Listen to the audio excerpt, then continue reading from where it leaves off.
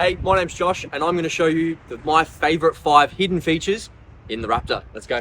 So the first thing we're going to go through here is the navigation system. So what we've got is your standard navigation system that's on all of the Ranger models. If you go into tools here, basically what you can do is go into settings.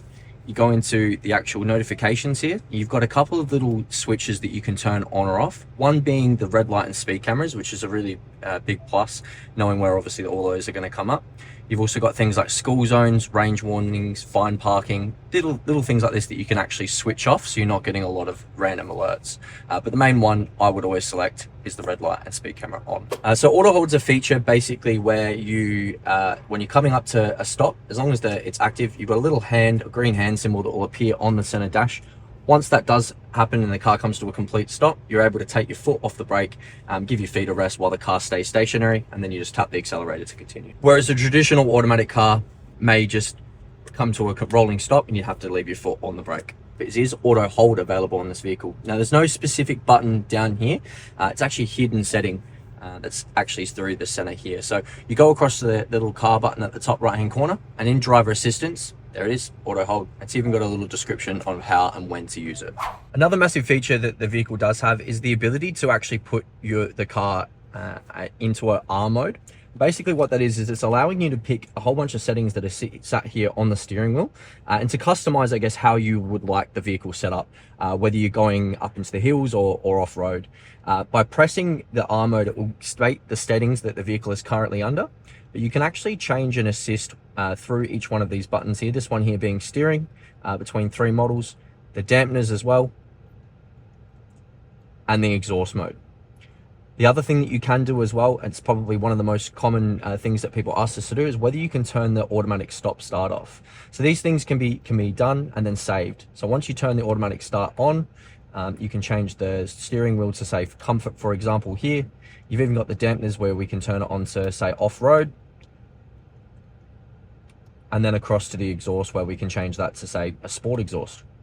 And then once we've done that, we can hold the R mode. It'll actually save the settings. And then all we need to do when we start the car is press R, and we're back into that same situation every single time.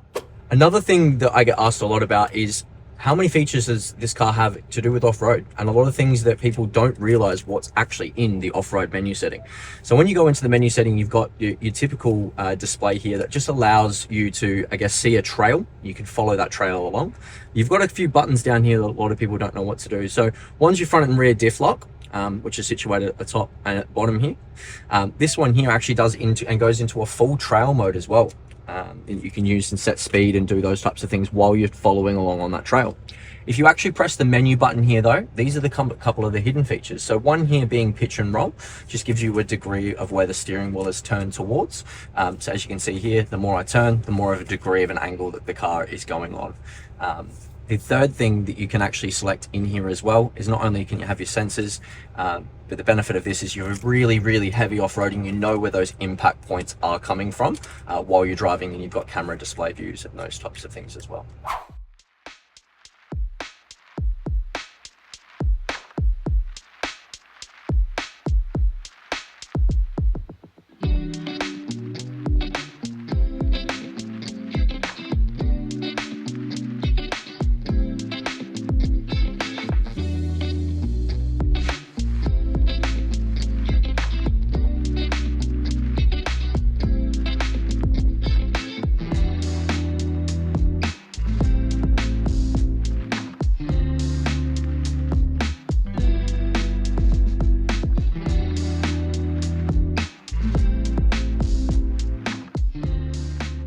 So that was the parking feature on the Raptor. I do find it a little bit niche, but I definitely find it very useful. As you can see by the screen at the front here, we are a little bit probably tighter than I probably would like to be, but certainly a feature where I can reverse slightly back and know full well that I'm perfectly in the park every single time. It's really niche to use, but a bit more on a busy road or something like that where you really need to get a big vehicle into a park nice and easy.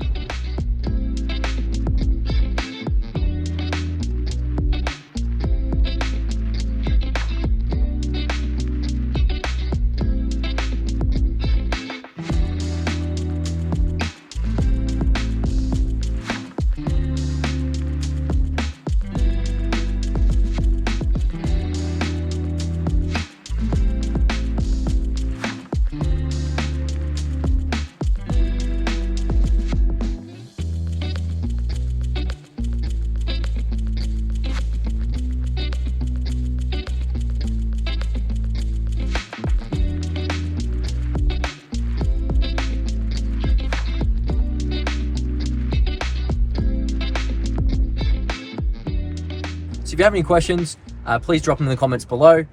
Don't forget to like and subscribe, and we'll see you next time.